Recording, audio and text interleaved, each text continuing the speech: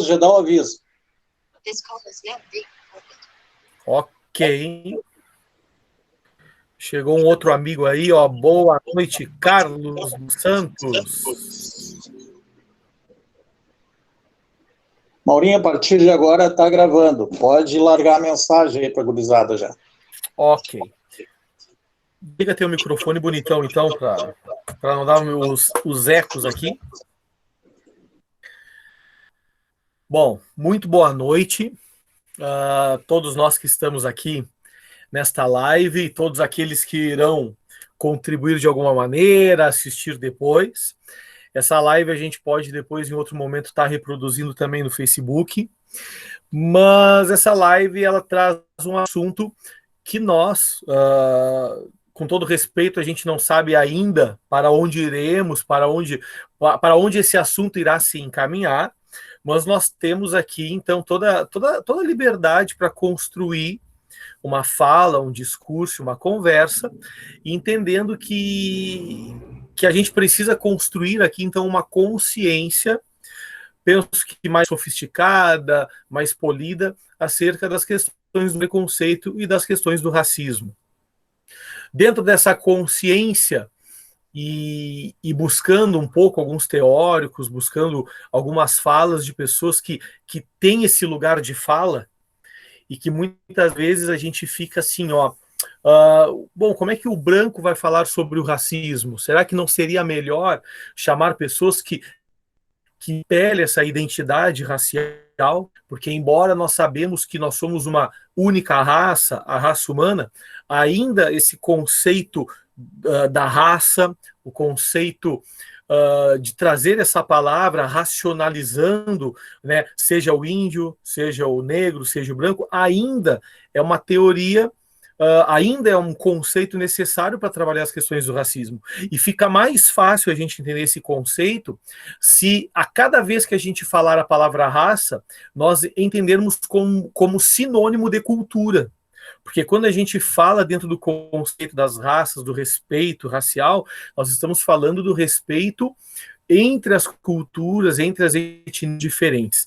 E é óbvio que dentro dessa conversa, dessa análise do preconceito e do racismo, a gente precisa entender mais do que nunca que a questão do racismo não é somente uma questão moral, de respeito entre as pessoas, e muitas vezes, e penso por culpa nossa também, de daqui a pouco não estamos tanto, não lermos tanto, a gente acaba colocando sempre essa discussão do racismo numa esfera de moral, de que eu tenho que respeitar, de que eu tenho que amar o próximo, de que eu tenho que ser uma pessoa democrática, que eu tenho que lutar contra as desigualdades, e tudo isso, claro que é positivo. Porém, a gente precisa entender, e que bom que tem a Duda, que bom que tem o Otávio também nesta conversa, e que bom que tem os outros que estão participando, e a gente precisa, então, como conjunto agora, como comunidade, como grupo, entender que o racismo, ele está dentro da política, o racismo está dentro de uma estrutura. Então, antes de ser moral, ela é estrutural, como vai dizer Silvia Almeida.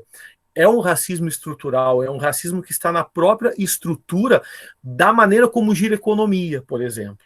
Então, o racismo, ele, nesse momento, é interessante que a gente consiga conversar, sempre levando, obviamente, existe a questão moral, mas sempre levando para uma questão da estrutura, hoje, como as coisas se dão, dentro da política, dentro da economia, dentro da história, dentro das leis, a história que beneficiou o branco em detrimento do negro, e a gente sabe o quanto as leis foram importantes para isso, para separar o branco do negro, para fazer com que o branco fosse uma classe mais privilegiada em seus direitos, e o quanto as leis contribuíram, positivamente, mas obviamente dentro desse sentido negativo, ok? O quanto as leis contribuíram para o privilégio do branco, o quanto as ciências, o quanto a educação. Se a gente for analisar, por exemplo, as primeiras faculdades de direito do país, as primeiras faculdades de direito, a maioria dos teóricos eram todos racistas e criaram leis e criaram estruturas dentro dos códigos para beneficiar o branco. Então a gente precisa que o racismo ele não se trata somente de falar do preconceito, da discriminação, mas é interessante que a gente busque subsídios para falar do racismo como estrutura. E claro que o Mauro não é o mais aprimorado para falar sobre isso, e é por isso que a gente vai juntando-nos num grande quebra-cabeça, e as falas e as nossas contribuições vão também contribuindo. E falar de racismo, e aí, por mais que muitas vezes a gente ficou naquela, a gente convida alguém da militância, eu convidei alguns da militância para estarem juntos aqui, né, a militância negra para estar juntos, não sei se vão aparecer por N situações, porque cada um tem a sua vida, cada um tem a sua correria, o seu corre-corre, mas é interessante que o racismo também é um assunto do branco, também é um assunto do branco que muitas vezes dentro do racismo também se privilegiou. Então, quantas portas estiveram mais abertas para nós em detrimento de outros amigos que são pretos, que são negros, por exemplo. Então, falar sobre racismo é também um assunto para branco falar. Né? E para, penso que contribuir e para a gente usar até mesmo como objeto de retórica, objeto de conversa, a gente vai usar a série Olhos que Condenam. E quem viu essa série sabe que eu estava partilhando, inclusive com uma amiga minha da militância, que eu convidei ela para estar aqui, de que eu não me animei a ver de novo. Né? Então eu vi a série já há um tempo, mais ou menos, eu vi no ano passado com a minha esposa, e eu pensei, essa semana eu vou ver. Eu olhei a foto do ator, nem do homem real, no caso, a foto do ator, aquele que ficou mais tempo na prisão, e já eu fiquei assim, gente, eu não vou conseguir ver isso de novo, porque precisa, assim, estômago, emocional, é uma série muito forte, e que vai falar, então, sobre esses olhos que condenam, que, afinal, que olhos que condenam? É somente um olho moral? É somente um olho subjetivo que condena o negro? Ou é um olho regulamentado? Ou é um olho muito material, um olho materialista que condena o negro e desprivilegia ele? E nesse contexto aí dessas 2 últimas semanas, que morreu aquele cara nos Estados Unidos, que morreu um menino no Rio de Janeiro, mais urgente ainda, então, a gente refletiu e pensamos, vamos trazer essa temática. Então, meus queridos e queridas, nós iremos conversar um pouco sobre essas questões do preconceito e do racismo, e como pano de fundo, nós iremos usar a série da Netflix, Olhos Condenam. E depois, então, acho que da explanação do Otávio e da Duda, um pouco sobre a série, as visões e as leituras que vocês tiveram sobre a série, a gente pode encaminhar, então, para inúmeras facetas aí desta conversa. E aqueles que quiserem contribuir, que quiserem falar, dar opiniões, verdadeiramente, assim, expressar os sentimentos em relação a isso, pode colocar ali no chat, né? Quero falar, quero me expressar, e aí a gente vai chamando aqui, né, pelo chat. Ok, Otávio? Pode iniciar a tua fala, meu querido.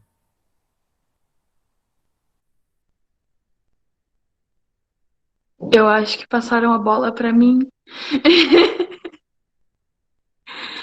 Vai lá, Duda. Bom, ai meu Deus. Primeiro, boa noite. Queria agradecer a todos que estão aqui. Agradecer de novo ao Mauro e ao Otávio pela oportunidade de estar falando sobre mais uma série, tá trazendo à tona mais uma problemática social. Bom, a minha visão sobre a série, as várias faces da injustiça com a venda e a espada, né? E o que mais me chamou a atenção na série é um assunto que eu tenho estudado há umas 2 semanas. Não foi nem para esse debate, na verdade, que eu estudei, mas eu cheguei a mandar alguma coisa para o Otávio também, de um conceito da antropologia criminal que traz o psiquiatra Cesare Lombroso, italiano, como responsável teorização do criminoso, né? Pela parte da fisionomia do criminoso, um delinquente perfeito, em que em uma pesquisa em campo de batalha, ele foi cirurgião do exército no século XIX, ele chegou a analisar o perfil de 3.000 soldados, posteriormente ele trabalhou em presídios e também teve acesso a corpos de condenados por crimes e etc., e analisou características físicas desses criminosos, ou supostos criminosos, né? E foi anotando. E ele percebeu padrões de características físicas que se assemelhavam em determinados tipos de delinquentes. Então, ele formulou, com base na parte empírica do trabalho dele, que o criminoso perfeito tem uma forma. O delinquente perfeito, ele tem um padrão.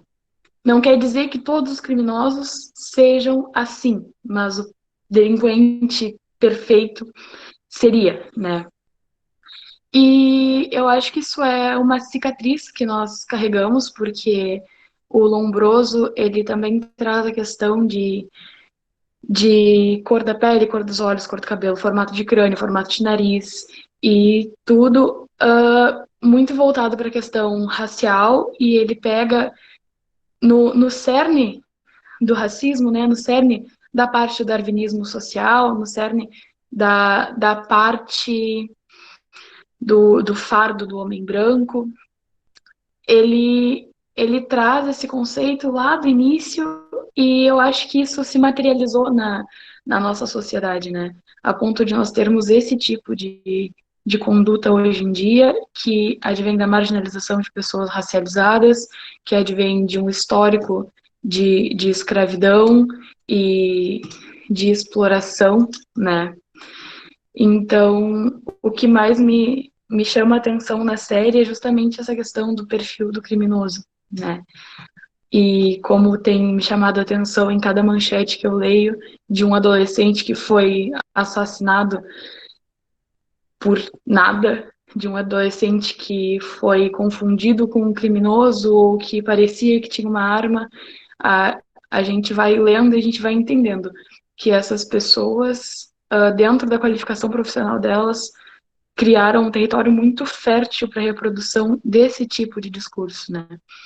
E não só elas, como também a questão do colonialismo, do neocolonialismo, a postura imperialista em si, ela é racista, ela é higienista, e nós temos o início das repúblicas também como uma parte muito importante, acho que principalmente na América Latina, de demonstrar como que pessoas racializadas, pessoas negras, se são vistas dentro desse ordenamento social, né? Eu acho que realmente tem que ter muito estômago para assistir a essa série e nós não vivemos isso na nossa pele, nós não temos essa realidade no nosso cotidiano, então imagina para quem sofre com isso diariamente, né? Eu acho que eu já falei muito, vou chamar o Otávio, que eu sei que ele tá louco para falar e que Antes do Otávio. bastante. Fala, Mauro. Antes do Otávio, Duda, uma coisa que tu falou ali da antropologia criminal, né? Em miúdos é a tentativa de aprisionar o negro e criar um estereótipo do negro como delinquente. Né? Então é por aí, é isso que tu quis dizer, né? Tipo, que dentro dessa teoria seria um racismo científico, entre aspas, mas ele tentou criar uma ciência onde tentou demonstrar empiricamente que o negro, por natureza, ele tem a tendência de ser um delinquente, um ladrão, fora da lei, mais do que o branco. E isso, o quanto isso influenciou e influencia até hoje nos estereótipos do ladrão, nos estereótipos do delinquente. É impressionante que se tu vê 5 meninos na esquina, por exemplo, todos de touca, tem 4 brancos e o negro é o marginal e os outros são, sei lá, mano do rap ou qualquer outra coisa. Existe uma diferença nas interpretações dos estereótipos. Então, pode falar, minha querida. Pela questão da criminalidade como fruto da desigualdade social, né, Mauro?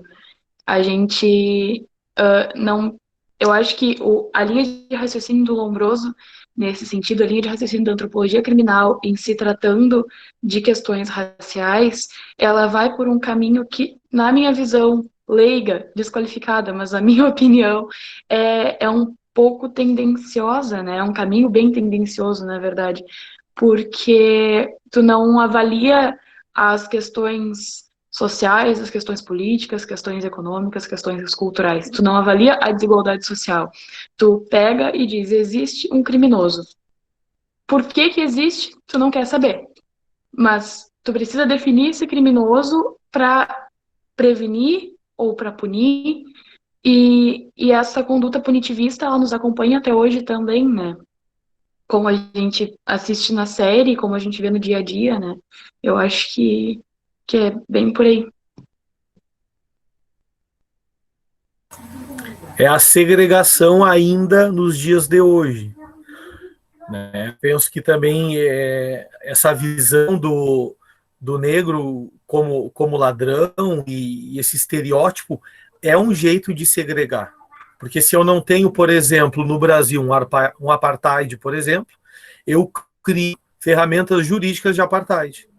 E aí o Otávio pode trazer esses dados melhor na questão de quantos porcentos de negros estão presos em detrimento dos brancos.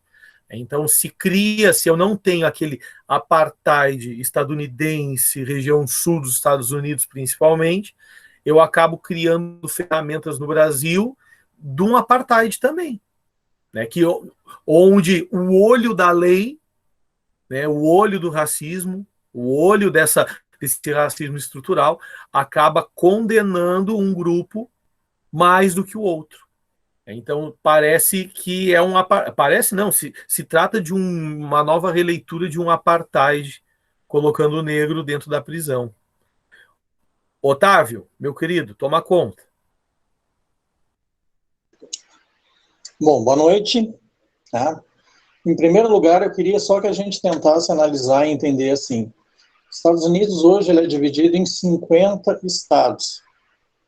29 deles ainda têm pena de morte. Só 21 estados aboliram a pena de morte. A população americana ela é composta de 75% de brancos. Menos de 20%, na verdade são 12,3% de afro-americanos, nativos americanos são menos de 1%, asiáticos 13,5%, e outras etnias, que são os hispânicos, que eles dizem, em torno de 6% da população. Só que se de um lado a gente tem 12,5% da população de negros, o sistema carcerário americano tem 37% de negros. Se eu tenho 5,5% da população americana de hispânicos, eu tenho 22% da população carcerária de hispânicos. Então, se eu somar negros e hispânicos, eu tenho algo em torno de 17% da população do país, mas eu tenho algo próximo a 60% da população carcerária. Estados Unidos é a maior população carcerária do mundo. Estados Unidos sozinho equivale a 1/4 da população carcerária do mundo.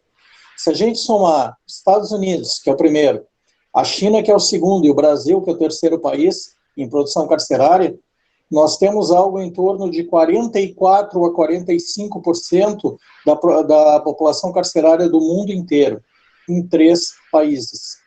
Se a gente somar a Rússia, então, nós temos mais do que a metade da população carcerária do mundo inteiro. Ou seja, o que isso vai nos trazer como reflexo? Nos Estados Unidos, o preso, ele é algo vantajoso para o Estado. Na década de 70, a gente tinha algo em torno de 310 mil presos. Hoje, nós temos algo em torno de 2.400.000 presos nos Estados Unidos. E por que subiu tanto? E por que em 30 anos essa população carcerária subiu mais de 700%? Porque as políticas criadas dentro dos Estados Unidos, elas focaram exatamente em prender essas minorias, esses hispânicos, esses negros, essa ameaça que eles entendiam à sociedade branca. Então, durante 30 anos, a gente teve uma população cada vez mais crescente. Isso é algo que dá muito lucro nos Estados Unidos. Empresas lucram com a criação de presídios, eles administram, eles trabalham dentro desses presídios, né? Eles fazem com que a mão de obra da cidade ela seja substituída pela mão de obra daquele que se encontra em processo carcerário. Ou seja, ao invés de tu contratar um trabalhador com carteira assinada, tu faz a contratação de um sujeito que vive em uma condição de escravidão. Ali no filme, eu não tenho nenhum dos 5 personagens, eu não tenho ali no caso, nem o Kevin, nem o Raymond, nem o Antron, nem o Youssef, nem o Corey, trabalhando dentro deste setor carcerário. Mas eu tenho já um processo que ele fica evidente que o sistema carcerário ele é benéfico ao sistema capitalista. Eu tenho nos Estados Unidos uma população que aos 16 anos, e aí o filme ele mostra exatamente isso, com 16 anos esse menino ingressa já numa instituição para adultos, porque a pena para qualquer tipo de processo, ou seja, a partir dos 16 anos ele vai ser tratado como um adulto. É isso que se tenta tanto no Brasil, reduzir a maioridade penal para que a gente amplie ainda mais o nosso sistema carcerário, que ele já é um dos maiores do mundo. Hoje nós somos o 3º país em números absolutos. Eu tenho crianças com 14 anos, que o filme faz a narrativa, presos, que até os 16 anos eles vão cumprir numa instituição. E a partir dos 16 anos, o que vai acontecer é que eles vão para uma instituição junto com um grupo de adultos.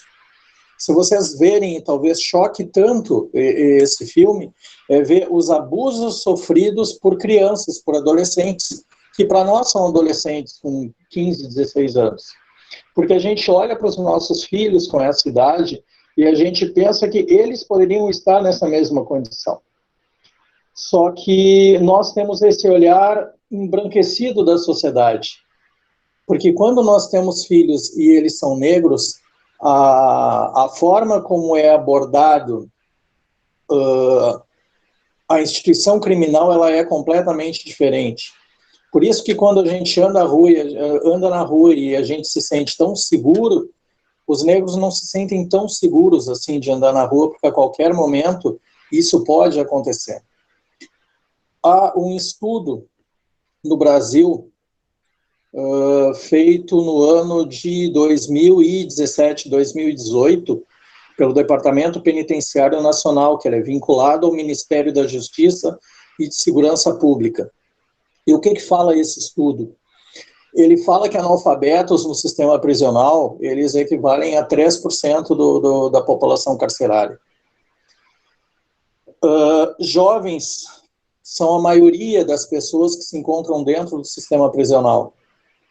Se eu pegar 60% da população carcerária, eles têm menos de 29 anos. Mas eu estou falando de 18 a 29 anos. Eu não estou falando de 16 anos, porque aí é um outro regime. Então, se eu pegar uma faixa desses jovens, 11 anos, é uma faixa muito curta, muito direcionada ali, 2/3 da nossa população carcerária no Brasil são de negros. E isso é algo que ele é extremamente alarmante. Eu conversando ontem com o Mauro e com a Duda, e a gente fazendo essa discussão, uma das coisas que me chamou a atenção, e eu conversando com eles, por que talvez a educação seja um papel tão importante na nossa sociedade para quebrar um pouco esse paradigma do processo carcerário? Porque se vocês entenderem assim, 75% da população carcerária tem, no máximo, o ensino médio, o ensino fundamental completo. 55% eles têm um ensino incompleto, mas que conseguiram completar um ensino fundamental são 75% da população carcerária. 15% eles estudam no ensino médio incompleto e que completaram o ensino médio mais 9%. Então, quando eu pego, o Mauro pega, outros colegas nossos da área de educação, e nós identificamos esse nosso aluno, esse nosso jovem, e a gente quer tanto que eles enxerguem a escola como um degrau a mais para que eles consigam subir e alcançar um ensino superior, uma qualificação melhor, para que eles tenham uma vida melhor, a gente também está pensando em retirar eles do sistema prisional. Hoje, somente 1% da nossa população carcerária, eles têm o ensino superior ou uma condição maior de escolaridade. 1% da população carcerária. O resto, os 99% da população carcerária, eles têm no máximo o ensino médio. Então, quando a gente incentiva tanto esses nossos alunos e diz tanto que a única forma deles mudarem esse paradigma da vida deles é a educação, é isso que a gente está tentando mostrar. Quanto mais estudo, mais longe da criminalidade. Eu posso chegar no dia do discurso da formatura e, ao invés de ganhar um prato de comemoração por aquilo que a gente muitas vezes não faz, que na verdade a gente troca conhecimentos na sala de aula, mas somos reconhecidos muitas vezes nas formaturas pelos nossos afiliados, eles nos veem como um diferencial, mas se a gente tentar entender isso, o diferencial são eles. O que a gente quer é que eles não sejam 99% da sociedade. A gente quer que eles sejam 1% da nossa sociedade. Que eles não estejam lá dentro em condições adversas e que a vida deles demore esses 10, 12, 13 anos que acabou atrasando a vida de muitos desses jovens na série. Eu tenho alguns personagens ali na série, e ontem a gente estava conversando sobre isso. Alguns saíram com 5 anos. Otávio. Oi. Posso te interromper rapidinho? À vontade. Tu falou ali vários dados quantitativos, e eu queria anotar para mim aqui, rapidinho aqui, ó. De 18 a 29 anos, qual é a porcentagem dos brancos e negros dentro do sistema prisional? A população carcerária é 59%. 59% da população carcerária estão na faixa entre 18 a 29 anos. Pode. Desse pessoal, desses 59%, tu tem aí o dado de quantos brancos e quantos negros? A porcentagem?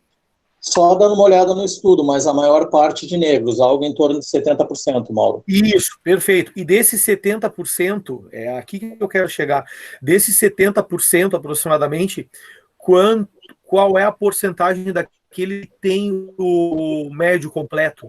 Chegou a falar sobre isso ou eu me perdi aqui? Muito baixo. Geralmente, aqueles que têm o médio completo, eles já estão há um tempo maior dentro do processo carcerário, Mauro. E o fundamental, e o ensino fundamental completo? Muitos bem mais velhos dentro do sistema carcerário, eles têm, ou são completamente sem estudo nenhum, ou no máximo eles têm o ensino fundamental.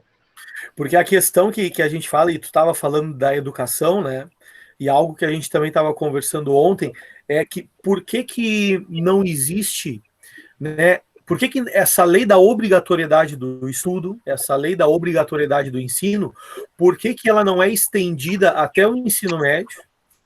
Porque no momento que tu faz isso, tu também obriga, né, de certa maneira, o negro a estudar também. E nesse sentido, meu querido, por que eu estou querendo dizer isso, né? Porque, claro, por N situações econômicas, situações desfavoráveis já dentro da estrutura, muitos acabam, muitas vezes, saindo, terminou o fundamental. Sai por quê? Porque é a realidade que tem que trabalhar, é a realidade já da própria desigualdade material. Então, a desigualdade material faz o branco ir mais adiante dentro de um ensino médio, e diante da desigualdade material, o que acontece? Faz o negro sair, não é mais obrigado, agora eu preciso trabalhar, eu preciso ajudar minha família dentro de casa. E pela falta da obrigatoriedade, obviamente, e totalmente compreensivo, sai para trabalhar. Mas e tem a EJA, tem a educação de jovens e adultos. Sim, mas quem já estudou na educação de jovens e adultos sabe que a porcentagem da evasão ela é muito grande justamente pela correria do jovem ali, né? Eu não posso comparar o jovem de 18 anos que trabalha de manhã e de tarde e vai estudar de noite com alguém, sei lá, de 45 anos que trabalha de manhã e de tarde e vai estudar de noite porque pensa-se que está estudando por um grau de maturidade maior, porque já é adulto, já é mais velho. Então, no momento que tu tira a obrigatoriedade da juventude, né, principalmente aquele que tem que trabalhar para contribuir, ele vai evadir mais precocemente a escola, e aí muitas vezes a gente vê esse resultado, né? Muitos negros sem um ensino médio, e obviamente o que acaba acontecendo? Reflete dentro do sistema prisional. Uma gurizada. Fala, meu assim, querido. Ó, eu te peço só para a gente fazer uma reflexão em relação à própria série, para a gente tentar entender um pouquinho em relação a isso. Claro. Se a gente tentar entender, tá? Eu estava falando ali sobre o tempo que eles passaram presos. O Kevin Richardson, que é o mais novinho deles, que é o trompetista, ele cumpriu 5 anos. Ele saiu com 19 anos, ele entra aos 14 anos e ele fica até os 19 anos dele. O Raymond Santana, a mesma coisa.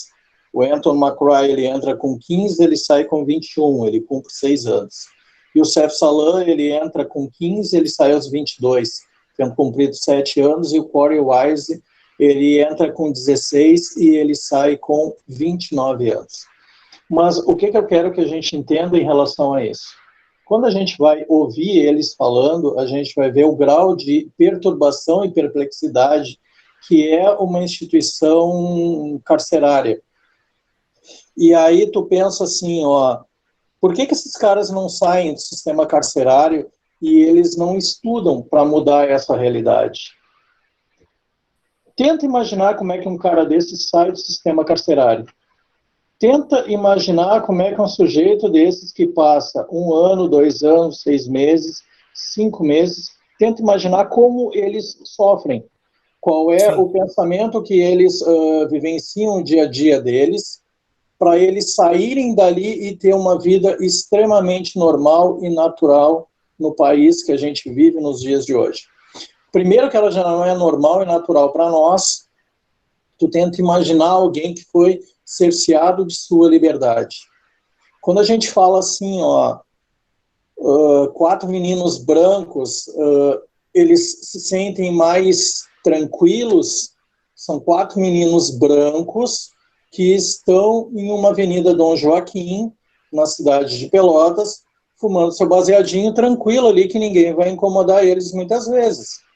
Mas quando tu estás te referindo a 4 meninos brancos de periferia, a realidade ela é um pouquinho diferente. A realidade do menino pobre, seja ele branco ou seja ele negro, ele faz essa certa distinção. Olhar para um menino branco que mora em uma periferia é como se a gente estivesse olhando para uma minoria hispânica americana. E talvez isso a gente ainda não atentou abrir os olhos. Porque nós nos vemos assim, eu sou branco, eu tenho olhos azuis, eu tenho uma condição econômica. Ela é maravilhosa? Não é, mas eu consigo o básico para conseguir sobreviver. Agora, quantos que podem dizer isso, que têm olhos azuis, são brancos, mas moram na periferia e não têm absolutamente nada o que comer? Que eles acabam parando dentro desse sistema prisional e embolsando esse sistema prisional, engordando cada vez mais essa massa. Por que que isso aconteceu? Esses nossos jovens, esses nossos cidadãos, eles são os nossos hispânicos, que a gente ignora. A gente ainda não entendeu que a relação do homem branco, ele não é simplesmente uma relação do homem, é a relação social entre aquele que está mais alto e mais baixo na escala da sociedade. E isso a gente não consegue identificar. O nosso branco pobre é o nosso hispânico, que é o hispânico que o americano tem. Sim. O nosso jovem negro, seja ele indiferente, ele é o jovem negro americano. E se eu somar esse jovem negro com o meu jovem hispânico, que na verdade é o jovem pobre, a minha população carcerária ela não vai representar 2/3 da população.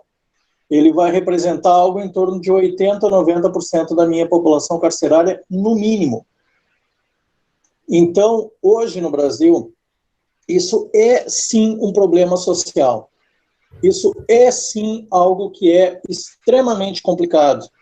E por isso que a educação ela é tão importante para a gente quebrar essa série de paradigmas. Eu vou deixar vocês falarem um pouquinho, senão a live vai ser só minha.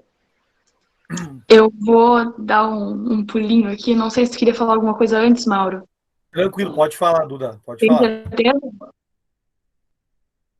Então, eu fiz alguns apontamentos nas gavetinhas mentais, que eu acho que vocês já perceberam que eu funciono com gavetinhas, né? Em primeiro lugar, eu comecei a pensar sobre a questão da educação e eu vou voltar para a mesma função do debate da semana passada, né? Que eu acho que os nossos debates eles não têm como se distanciar quando a gente pega uma visão ética, uma visão moral, uma visão filosófica, histórica, jurídica, enfim, né? A gente não consegue se distanciar muito disso. A gente tem na nossa lei, no Estatuto da Criança e do Adolescente, o dever do Estado, da família e da sociedade de proteger a criança e o adolescente, né? Mas é muito difícil tu ver uma família que passa fome protegendo um adolescente do trabalho infantil, que seja, né, protegendo o adolescente dessa realidade, ou a criança dessa realidade, quando é a única alternativa que se tem, né? E a gente não tem como dizer que o Estado vai cumprir o papel de protetor dessa criança ou desse adolescente se o Estado é quem manda matar o adolescente na favela. E a gente não tem como dizer também que a sociedade está protegendo, porque é essa sociedade que aplaude quando uma pessoa racializada cai morta no chão por causa de um tiro. Quando um adolescente de 16, 17 anos é acusado de tráfico, é acusado de inúmeras coisas que talvez não tenha nem cometido porque não teve como passar por um julgamento, porque não teve como se defender ou ser defendido, né? Porque foi morto antes. E eu acho que não tem como a gente traçar um limite para a conscientização e não tem como a gente traçar também um limite para o tanto que as pessoas conseguem trazer consigo essa visão punitivista, né? Porque o sistema carcerário, ele deveria ser uma ferramenta de pagamento de dívida com a sociedade, que seja, mas ele deveria ser uma ferramenta de reinserção social. A gente considera uma pessoa inapta a viver em sociedade, a gente encarcera essa pessoa, uma pessoa naturalmente sociável. Eu vou soar um pouco Foucaultiana, talvez, não sei, mas a gente tira de sociedade uma pessoa naturalmente sociável e se surpreende quando ela cria um novo modelo de sociedade dentro do cárcere. E quando ela é reinserida no meio social geral, ela não vem com a mesma consciência com que ela saiu desse meio. E não é só pela questão do modelo de ordenamento social que ela criou lá dentro. É também pela questão da estrutura do cárcere, da estrutura do presídio, do que se faz lá dentro, quem comanda, né? Porque a gente tem, é como se fosse um microestado em cada presídio, né? E condições extremamente, no Brasil pelo menos, precárias, condições de superlotação, condições de violência que negam o direito à dignidade da pessoa humana, que negam a essas pessoas o mínimo que elas precisam para viver de forma digna, para viver como merecem, porque são pessoas e ainda estão sendo consideradas sujeitos de direito, apesar de terem cometido algum delito, né? E a gente vê de fora uma sociedade maioritariamente punitivista, que aplaude esse tipo de situação, que olha para uma pessoa que está encarcerada e pensa, ela já não era gente antes, ela não vai ser gente agora. Que olha para uma pessoa racializada e pensa, sim, morava na favela, sim, era traficante. Mas quando acontece na Zona Nobre alguma coisa do tipo, um caso de tráfico, são os estudantes que estavam vendendo pílulas de êxtase. e não os traficantes que foram presos, né? A gente tem um tratamento completamente diferente, a gente tem uma conduta completamente diferente, que é o que me faz pensar. Eu acredito que não só eu, acredito que eu tenha o aparato de alguns teóricos que, principalmente do site de L10, de algumas mulheres negras que escrevem artigos sobre isso, né? De que não tem como discutir raça sem discutir classe. Não, são dois temas que andam juntos, né? Porque a desigualdade social ela se deu de uma maneira e ela se dá de uma maneira para pessoas racializadas e pessoas negras no geral, porque o advento, não o advento, né? Pelo amor de Deus, não tem como usar esse termo, mas a questão da escravidão, ela vem com um turbilhão de desigualdades, né? E ela vem com a impossibilidade de reparação. A reparação histórica, ela chega a ser um mito, né? Porque a gente não tem como apagar 300 anos de história e a gente não tem como apagar um histórico de racismo já que vem há muito tempo a ponto de se tornar estrutural. Então, é bem complexo esse debate, mas, de qualquer maneira, eu acho que é um debate necessário de se levantar, né? Mesmo com a questão do protagonismo, do local de fala, que eu acho importantíssimas, inclusive discuto sobre isso com o Otávio desde 2017, eu acho que nós conversamos muito sobre a questão do local de fala, né? Eu, inclusive, disse para ele, não sei se eu me sinto confortável para falar sobre isso, então conversei com alguns membros do coletivo negro da universidade, da Faculdade de Direito, que é o Luiz Gama, e eles me orientaram em como falar isso sem soar desrespeitosa com o protagonismo, né? Porque nós precisamos falar em cima de fatos e eu acredito que quando não tenha quem fale sobre isso com o protagonismo necessário, que pelo menos nós tenhamos a postura antirracista de nos manifestarmos frente a qualquer tipo de injustiça, né? E não porque vidas humanas importam, eu acho isso um pouco falacioso. E eu acho isso bem excludente com relação a frases que têm muita força dentro dos movimentos sociais, né? Mas termos essa postura, principalmente pela questão do respeito e pela questão da nossa consciência dos nossos privilégios e privilégios que foram negados a pessoas negras e racializadas em função de uma ancestralidade extremamente racista e que perpassou gerações, né? Minha nossa, o que eu falo agora, Otávio? Pô, matou, né? Matou, né? Matou. Que loucura, realmente, assim, eu acho que as minhas anotações aqui foram pro saco, né? Duda, mataste a pau, essa é a verdade. E tentando seguir no mesmo nível da fala da Duda, que eu achei demais o que ela falou, ok? E realmente, às vezes a gente caminha em ovos para conversar sobre algo, né? Algo que de certa maneira eu faço parte deste problema, eu faço parte do contexto, mas eu não tenho a minha identidade racializada. Então, assim, ó, eu sou um branco que nunca saí na rua com medo de ser branco. Então, eu sou um branco que nunca tive esse tipo de medo de ser branco dentro da escola, medo de ser branco dentro de um supermercado. E a gente sabe que muitos amigos nossos, negros e negras, já passaram por constrangimentos e humilhações gigantescas em relação a isso. Então, o menino negro, ele é criado sabendo que ele não pode de maneira nenhuma sair de casa sem identidade.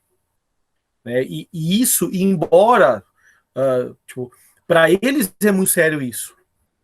Parece que para a educação do branco não faz parte de tanto esse discurso de que cada vez que tu sai de casa tem que sair com a carteira de identidade.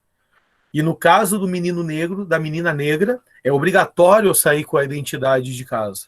Porque tu pode, na esquina, tomar um atraque, e o atraque é 2 pesos e 2 medidas, O atraque existe uma balança desfavorável no atraque da polícia, no julgamento precipitado das pessoas.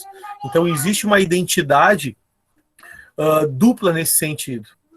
E dentro da fala da Duda, que ela traz a questão da sociedade, da família, do Estado, e aí eu me lembro do Althusser, quando ele fala dos aparelhos do Estado, aparelhos ideológicos do Estado. A gente precisa também, penso que a gente precisa entender que todas as instituições são culpadas também do racismo. A família também reproduz um racismo. A família, quando diz para o filho, ou quando está caminhando com o filho na rua, e vem aquele homem de touca, e tu vira a rua, tu vai para outra calçada com medo daquele homem, tu está ensinando para o teu filho como ser racista. Então a família reproduz o racismo. O Estado, por si só, pela força coercitiva, pela força justificada pela lei, também acaba produzindo e reproduzindo racismo. As escolas também são culpadas de um racismo. Então, muitas vezes, o filho ele vai sofrer o primeiro preconceito dentro do colégio. E como é que as escolas trabalham com isso? Será que as escolas sabem trabalhar com essa questão? As escolas se fazem de louco ou dizem que é apenas um bullying? É apenas um bullying, não é mais... É como se o peso do negro fosse o peso do gordinho, tivesse o mesmo peso do gordinho, tivesse o mesmo peso daquele que é considerado feinho ou feinha.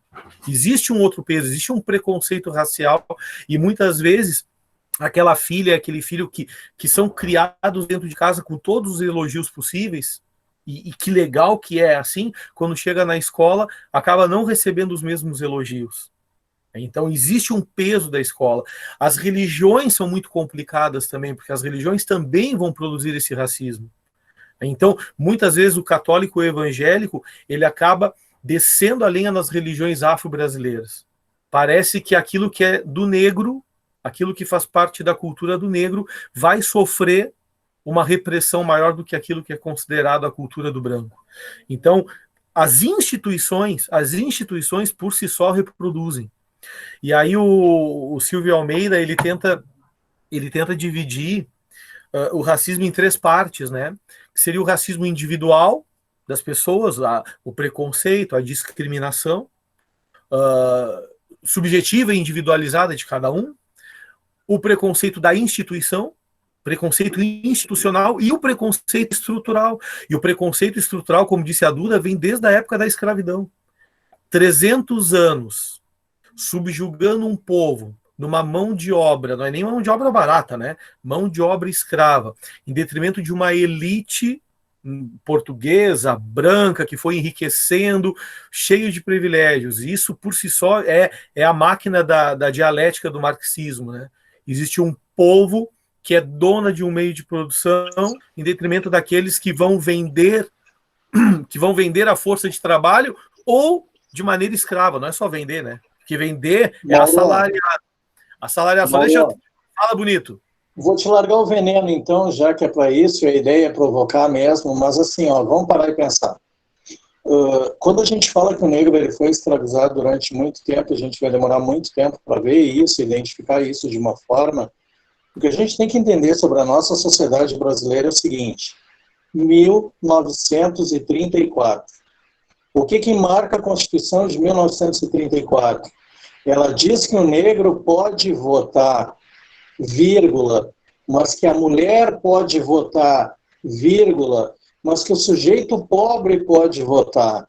Então, quando eu estou falando que há uma discriminação no Brasil, há uma discriminação com a mulher, há uma discriminação com aquele que se encontra numa camada mais baixa da sociedade, há uma discriminação com os negros, sim, aí sim é uma discriminação racial, mas eu estou falando que a nossa sociedade, ela, durante muito tempo, ela foi excludente.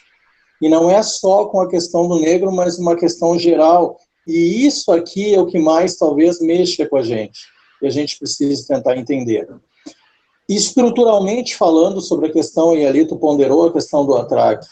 Quando tu tem jovens em um determinado bairro e eles estão tomando esse atraque, e ele é, de novo, né, não estou querendo fazer referência como algo pejorativo ou negativo, mas quando eles estão tomando esse atraque na parte mais alta da cidade de Pelotas, ali a zona mais rica, a Dom Joaquim, se chega de uma determinada forma. Esse atraque, quando ele é no bairro, e aí muitas vezes ele não vai ver se é só o jovem negro, mas o jovem pobre de uma maneira geral, às vezes o sujeito chega de uma forma completamente diferenciada.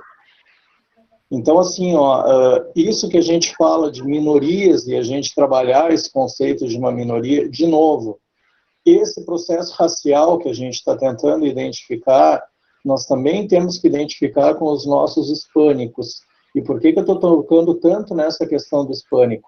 Porque parece que ao defender ou ao comentar a questão racial, e aqui também já é um ponto que eu acho que a gente tem que se policiar. Hoje, muitos negros não usam o termo negro para si, eles usam um preto. Quando a gente fala no negro, por exemplo, nós, de certa forma, estamos sendo pejorativos também. Então, o preto, muitas vezes, que a gente isola ele desse contexto social, a gente tem que entender que não é ele o único que está sendo isolado do contexto social. Mulheres também são isoladas do contexto social, muitas vezes. Os nossos hispânicos, e aí eu estou colocando essa sociedade, os mais pobres, também são isolados socialmente em relação a isso. A nossa Constituição de 1934, ele vai falar em direitos, mas quando a gente chega em 37, o estado de sítio tira o direito de todo mundo. Aí de 37 a 64 se falam em direitos novamente. De 64 a 84 se tiram direitos de todo mundo de novo. Aí tu vai voltar de 84 até os nossos dias atuais. E nos dias atuais tu também vai ver as pessoas falando em retirar direito das pessoas. De quem pensar diferente de mim tem que ser cerceado. Então talvez seja isso uma reflexão que a gente precisa fazer. Temos que discutir a questão racial, sim, mas a gente não pode isolar só a questão racial. A gente tem que discutir a questão dos nossos jovens pobres, a gente tem que discutir a questão da mulher, e aí por que é tão importante esse filme? Porque se fossem só falar de 4 meninos negros, a gente estaria só com um senão, só a questão racial no filme. Mas colocar o Santana também ali naquele contexto, ele coloca nós contra o mundo, é essa a visão americana. Nós, os brancos, contra quem não são os brancos. Quem vem de fora, de certa forma. Otávio. Te larguei veneno, a bucha é tua. Não, assim, ó, algo que tu falou, que existem algumas leituras também interessantes sobre a tua fala, que também é provocativo, né? Tu tá chamando o branco da periferia, aquele que sofre também uma desigualdade material, de hispânico. Mas existem também leituras de que, de certa maneira, algumas leituras, inclusive, tipo da Jamila Ribeiro, do Silvio Almeida, que vão falar sobre o branco da periferia também como uma pessoa constrangida do espaço onde ele se encontra, porque ele é constrangido porque ele não vive o privilégio de uma branquitude, mesmo sendo branco. E ao mesmo tempo, dentro do bairro, ele se coloca muitas vezes, pelo sistema do racismo, superior ao negro que vive dentro do bairro. Eu dou aula numa escola que quase 80% dos meus alunos pertencem a um bairro.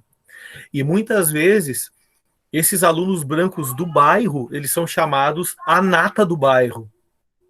Então, existe dentro desse bairro onde eu dou aula, a escola que eu dou aula e uma outra escola. E muitas vezes, o que existe dentro do discurso ali do próprio bairro? Que a minha escola pega a nata do bairro e a outra escola não pega a nata do bairro. Então, existe também um constrangimento nesse sentido. Então, o branco do bairro, ele pode ser constrangido porque ele vive uma desigualdade material, mas muitas vezes, e esses teóricos falam, né, que existe também 2 pesos e 2 medidas no atraque do bairro, porque o bonito branquinho é filho do ciclano e do beltrano, Então, é como se o branco do bairro tivesse uma história familiar, às vezes mais conhecida do que o negro do bairro ali. Então, a desigualdade também está presente ali dentro do bairro. Inclusive, esse constrangimento teórico, e não só teórico, muito realista, do branco que está no bairro, desprivilegiado de alguns direitos de que aquele branco que mora no centro, que mora no bairro rico, ele tem esse privilégio, ele tem esse recurso, né? E essa é uma provocação na tua fala, tá, meu querido? Mas por isso, Mauro, eu acho que por isso a questão do processo de ver ele como hispânico. Porque o hispânico nos Estados Unidos, ele também se coloca muitas vezes acima do negro. Tanto que quando tu vai ver documentários, séries, filmes, tu tens aquele racha entre o hispânico e o negro. Eles lutam por um espaço geográfico. Eles lutam por uma condição. Sim, meu querido, eu te entendo, só que dentro do racismo estrutural, o que eu concluo daquilo que eu andei vendo, ok? Que o branco hispânico, que o branco do bairro está acima do negro do bairro, pela própria estrutura do racismo. Sai um menino branco do bairro, sai um menino negro do bairro. Muitas vezes, quem é que vai conseguir aquele emprego? Quem vai conseguir aquele emprego? E aí entra que a Duda falou, aquelas questões de antropologia criminal. O que tiver menos cara de bandido, pega. E quem é que tem menos cara de bandido? Então, existe ainda uma desigualdade dentro do próprio bairro. Porque o hispânico que tu está falando e o negro não estão na mesma linha de igualdade. Embora, como ação afirmativa, né? E aí entra a questão das cotas, não só cotas raciais, mas as cotas sociais, como ação afirmativa para tentar também cuidar não somente do negro que está desfavorecido e precisa estudar, mas também do branco que precisa estudar. Então, são duas linhas de raciocínio aí, ok? Que não tem ponto final, mas é só as provocações, meu bonito. A Duda tá horas querendo responder alguma coisa ali. Fala, Duda.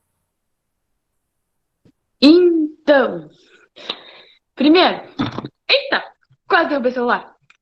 A questão de gênero que o Otávio falou, né? Existem algumas vertentes do movimento feminista. Nós temos feministas marxistas, feministas liberais, feministas radicais, feministas interseccionais. Existem mulheres negras que não se consideram feministas porque a teoria feminista ela se embasa em um ideal branco, eurocêntrico, que privilegia mulheres nessa condição, que privilegia mulheres brancas que não passam pelas questões raciais. E eu acho, não tem que achar nada, né? Mas acho uma provocação genuína e eu entendo da onde vem essa não identificação, né? Mas existe uma vertente do feminismo que é o feminismo interseccional. E a gente pode trazer interseccionalidade também para o debate de raça. Por quê? Nós temos algumas escalas, né? Como se nós tivéssemos uma escadinha em que tá o homem branco, a mulher branca, o homem negro e a mulher negra. Porque a questão de raça, ela ainda é mais urgente que a questão de gênero. As conquistas dos direitos das mulheres, elas se dão de forma gradual, elas se dão de forma complicada, desigual, é uma corrida muito difícil, mas nós temos já, no fim do século XVIII, 1793, a Mary Wollstonecraft, que foi uma mulher inglesa que escreveu sobre os direitos da mulher através da educação, né? E nós já vemos mulheres com o mínimo de protagonismo, mas tomando seus lugares. Enquanto nessa corrida nós vemos pessoas negras, homens negros e mulheres negras submetidas a situações de violência sexual, de servidão, de escravidão, ainda dentro dessa estrutura, né? Nós vemos mulheres brancas caminhando em direção a uma emancipação que se dá, ainda que de forma lenta, de forma funcional. houve eficácia nas ondas do feminismo, houve eficácia nas nossas reivindicações, mas a gente vê só no fim do século XIX a escravidão sendo abolida, né, pelo menos no Brasil. Então, eu acredito que o debate de classe seja essencial, que o debate de gênero também seja essencial, mas que principalmente a questão racial, ela ainda é muito velada na nossa sociedade, ela não é admitida. Nós temos o feminicídio como uma qualificadora do homicídio, nós temos o feminicídio como parte de um fato social que precisou ser positivado em lei, né? E nós temos o racismo ali também. Mas nós não temos o racismo da forma como se dá o gênero. Nós temos uma preocupação muito grande com a violência de gênero, e eu acho ela genuína. Eu, como mulher, como feminista, vejo a necessidade do debate de gênero, mas eu, como mulher branca, também vejo que os meus direitos estão muito mais protegidos como mulher e como pessoa branca do que os direitos de pessoas negras, inclusive mulheres negras, que estão submetidas não só a esses atraques, mas à fetichização, à questão da cultura do estupro, às questões que envolvem a maternidade solo, que envolvem a solidão da mulher negra, que é um termo utilizado há um tempo já, né? E eu vejo que o nosso local de privilégio, ele serve para discutir, sim, os nossos privilégios e talvez para mostrar para outras pessoas que elas também são privilegiadas. Mas eu não vejo o nosso local como de comparação de sofrimentos, né?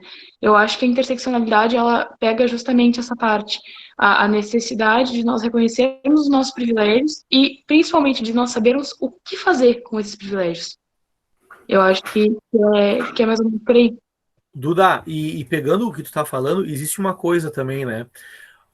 Se eu entendi, tu tá querendo dizer que o feminismo, ele está, tipo assim, ó, ele está querendo dizer que a luta do racismo é mais urgente do que a luta do feminismo. Então, de certa maneira, o feminismo ele conseguiu aí no decorrer da história mais vitórias do que os movimentos contra o racismo. E se a gente for pensar, historicamente sempre existiu machismo? Eu penso que sim. Historicamente sempre existiu racismo? Eu penso que não, porque o racismo, como nós conhecemos hoje, ele é fruto de um imperialismo. Então, quando tu traz ali a Mary Stonecraft, também a Olympe de Gouges, que brigaram como iluministas, mulheres que brigaram contra ali, Voltaire, Rousseau, Montesquieu, que era uma liberdade, igualdade, fraternidade somente para os homens, elas estão no século XVIII, 100 anos antes ali, de um período imperialista, já lutando por direitos. E se a gente for pegar, por exemplo, existem mulheres dentro da história moderna, existem mulheres dentro da história medieval que já, de alguma maneira, por poesia, por algumas escritas, já estão publicando a opressão da mulher. Tem um dicionário que eu acho muito, muito legal. Olha a pirataria, gente. Tem em PDF, tá? É o Dicionário de Política do Norberto Bobbio. Gente, é um dicionário fantástico. E aí tu baixa aí. Eu vou te interromper só para dizer que foi o primeiro texto que eu li na faculdade e me traumatizou de formas irreversíveis. Vou voltar para meu microfone silenciado.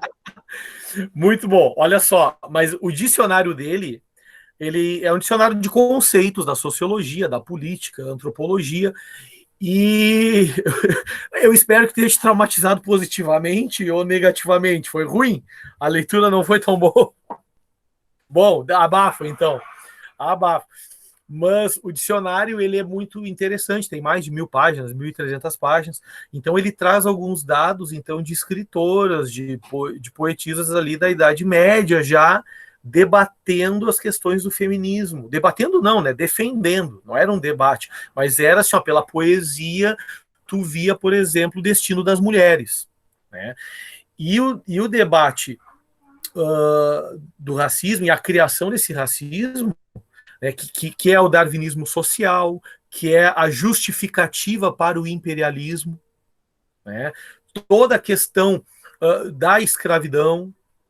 Então, e a escravidão também fomentada pelo darwinismo social, fomentada pelas ideologias racistas. Então, tu vê que agora não, né? Não digo que agora, por favor, né? Mas parece que sim, historicamente, não se trata de atraso, mas se trata de que o movimento feminista partiu na frente por questões históricas, né? Então, tem muita coisa a se fazer pelos dois movimentos, na verdade. Tem muito a se fazer pelos dois. Mas se tratando aqui do racismo, que assim como o machismo também é estrutural. Eu acho que... eu vou falar isso e vou te passar a bola, Bonito. Não, só vou pentelhar numa coisa aqui, só para a gente tentar entender. Fala. Quando a gente fala que a gente tem, lá na Idade Média, um movimento feminino, tu está falando um movimento feminino de mulheres ricas. Tu não estás falando movimento feminino das mulheres de modo geral. Agora, sim, quando tu estás falando do negro, tu não está falando do negro rico, porque isso não existia. Por isso que demorou tanto tempo para fazer o questionamento em relação a essa questão do negro. Por isso que quando a gente fala sobre o tráfico negreiro e a gente vai fazer alguma analogia em relação a isso, e demora muito tempo, a gente vai fazer associado à Revolução Industrial. Porque a Inglaterra precisava de gente trabalhando e precisava de um mercado, e para isso tinha que abolir a escravidão. Isso é onde a gente vai começar o debate do racismo. E a discussão em relação às mulheres, a gente vai começar a partir de 1950 em diante, que é quando a mulher, propriamente dita, ela vai começar a fazer esse processo de discussão. Tanto o negro não fez esse processo de discussão lá no século XVI e XVII, como a mulher não fez isso lá na Idade Média, porque eu tenho grupos e nichos específicos fazendo esse processo de discussão. O que a gente está hoje construindo é um processo que ainda não existe uma discussão. A gente teoriza em relação a isso, mas a gente não discute e não abre isso muito a fundo. Tanto que se a gente abrisse isso e a gente já tivesse construído um imaginário e colocado isso na cabeça das pessoas, a gente não tinha uma sociedade ainda assim tão machista e ainda assim tão racista como a gente tem. O Otávio passou 2017 inteiro, quando ele me deu aula, me chamando de marxista, né? E me alfinetando, dizendo que eu era marxista. Eu acho que isso vai fazer ele voltar a me chamar de marxista. Mas nós temos um fato que favoreceu a criação do machismo e favoreceu o desenvolvimento da consciência racista também, né? Que é a criação da propriedade privada. A gente tem a questão do casamento e a questão do sedentarismo, né? O casamento como instituição para proteger a propriedade privada e daqui que se compreenda que aquele filho que está na barriga da mulher, ele se deu de tal forma ou de tal outra forma, tu pega e diz, não, essa mulher é minha, essa terra é minha, esse filho é meu, é tudo meu, né? E a gente vai expandindo e a expansão capitalista, as grandes navegações, a descoberta da América em 1492 e toda a função, elas favorecem a função da propriedade privada e a necessidade que tu tem de gastar pouco, investir muito, gastar pouco e ganhar mais, né? Mas, Duda, só lembra uma coisa assim, ó. A propriedade que é minha é o primeiro filho. Os demais filhos pertencem à mulher. Lembra disso. Isso, historicamente, sempre vai ser. O primeiro filho é o meu, e tem que ser o homem, não pode ser a mulher, tem que ser o primeiro filho, o homem, ele é meu, me pertence, ele vai seguir o meu nome, ele vai seguir a minha tradição, e os demais, eles são os filhos da mãe dele.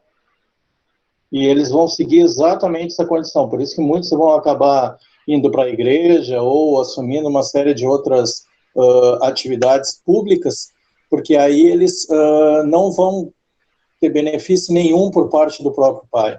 Então, assim, ó, essa propriedade privada que a gente vai tentar imaginar, ela é subjetiva. Olhar para o filho como uma propriedade é o primeiro. Os demais, eles não vão ter essa mesma forma da gente tentar entender isso historicamente.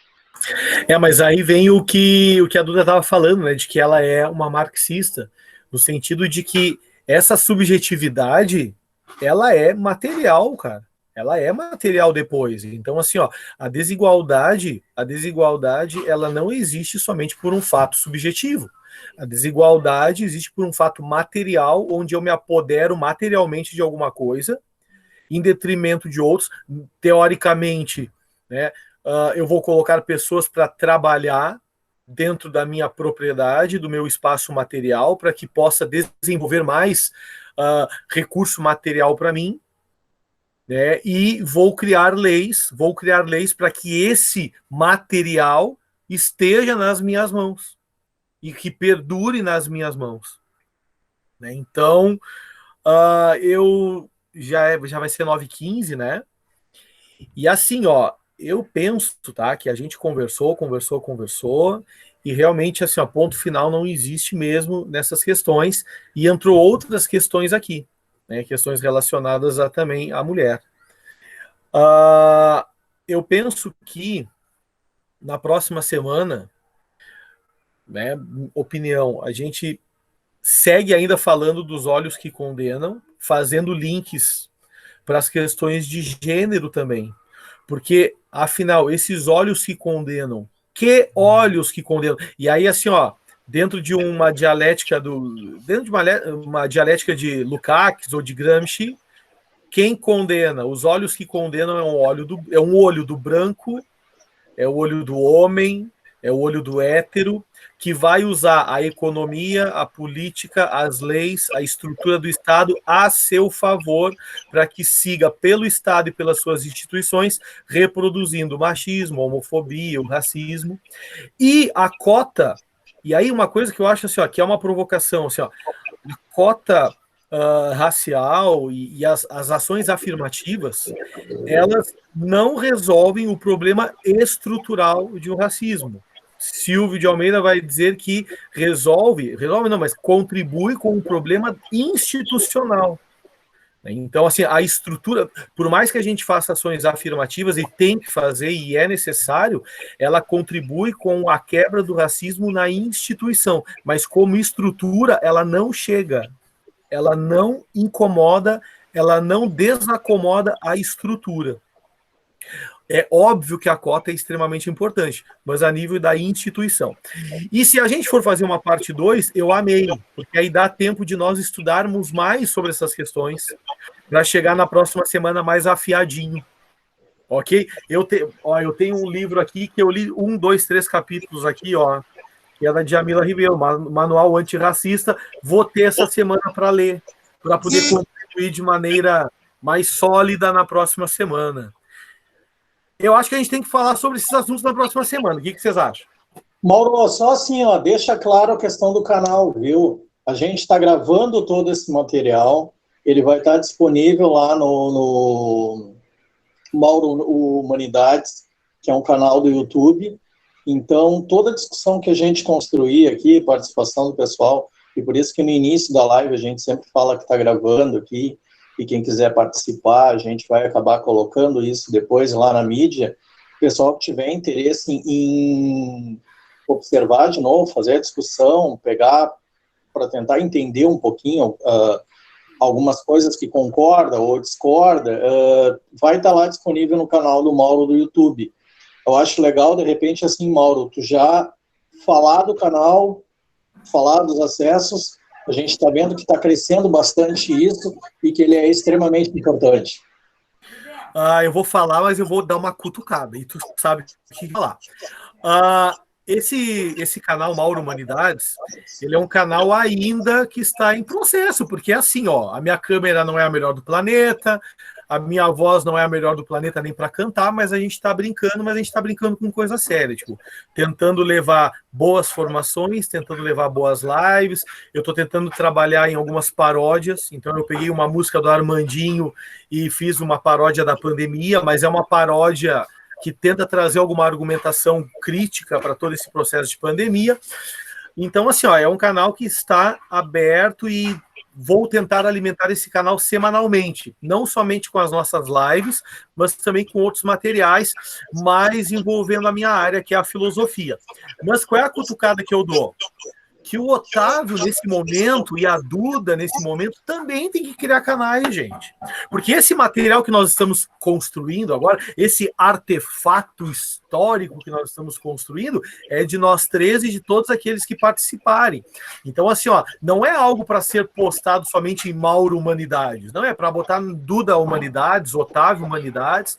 Então, vamos ampliar o conhecimento dessa maneira, e nesse momento de quarentena, mais do que nunca, né? Então, assim, ó, a provocação está aí. O Mauro Tosquinho criou um canal, ok? Cheio de que precisamos consertar várias questões tecnológicas e etc. Então, vocês criem também, gente, para que a gente possa, esse material, né, essa live estar em vários lugares também, não somente no canal. Mas, Mauro, pensa assim, queres provocação maior do que entrar em sala de aula, envenenar os alunos e depois fazer eles virem aqui debater conosco? Eu senti essa aqui dentro, ó. Essa foi para mim. Então, ó, o desafio está dado. Vamos criar canais e vamos colocar em vários lugares essa live. Ok? Não prometo nada. Olha aqui, ó, mas minha querida, tem vários vídeos no YouTube não, no Facebook, que tu tá tocando violãozinho. Cria um canal junto com isso. Arte, filosofia, história, direito. Vamos promover o conhecimento. O meu canal está criado, se chama Mauro Humanidades. Até parece. Toda a variedade, então. Tá bom, gente? Eu tenho que... Assim, ó, o meu computador está em cima da cadeirinha do José do Papá, entendeu? Então eu tenho que ceder a cadeirinha do Papá pro meu filho. Tá na hora da janta aqui em casa. Tá, meus queridos? E... Obrigado a todo mundo. Amei esse momento e vamos no próximo fazer uma parte 2. E assim, ó, Duda, tu falou com o movimento negro da faculdade ali, né? Qual é o nome do grupo? Existe alguma... Luiz Gama. Oi? Eu conversei com uma menina que é minha colega e conversei com outra menina. É Luiz Gama o nome do coletivo. Eu vou convidar ela para participar da próxima como debatedora com a gente. Com certeza. Tem que trazer, porque é isso, ó. Existe o lugar de fala, sim, né? E o que nós estamos aqui, estamos de boa vontade conversando a respeito de um tema para que desenvolva mais a consciência. Mas é interessante trazer pessoas da militância. Eu também convidei, pena que não apareceram, mas eu vou fazer a chamada de novo. Mas a proposta agora é bater as 98 visualizações, Mauro. Chernobyl. Oi? Bater as 98 visualizações de Chernobyl. Não, mas dá, a gente consegue. Vai fazendo propaganda bastante aí. Meus queridos e queridas, obrigado, Claire. A Claire é a segunda vez que participa. A Claire tem que falar, meu amor. A Claire é tua ex-colega lá do Félix da Cunha. Eu sei, prof de espanhol, não é? Eu tô louco. A própria, que diga-se de passagem, é uma excelente ciclista, né? Que ela devia te falar um pouquinho sobre a experiência dela, nessas andanças que ela tá, ela deveria te falar bem mais. Agradecer a presença do Eduardo. Fala, Claire. Oi, boa noite. Boa noite, meu amor. Como está vocês debatendo? E te aproxega mais também na discussão, minha querida, por favor. E todas as semanas o canal está aberto, Claire. Isso aí. Não, eu até estava pronta para participar dessa vez, só que acabei me atrasando no horário. Tá, mas tranquilo, minha querida, tranquilo. A ideia Obrigado para a Vitória, para o Eduardo, para todo mundo que esteve presente aí, nos ajudou. Obrigadão. Muito obrigada, gente. Sempre bom estar com vocês. Semana que vem a gente está aqui de novo para incomodar. Isso, e vamos seguir na mesma vibe do assunto. Vou estudar mais para vir mais estudado. E eu vou continuar provocando vocês. E jogando LOL, né? Porque é o que tu faz, né? Bonito. É verdade, reclama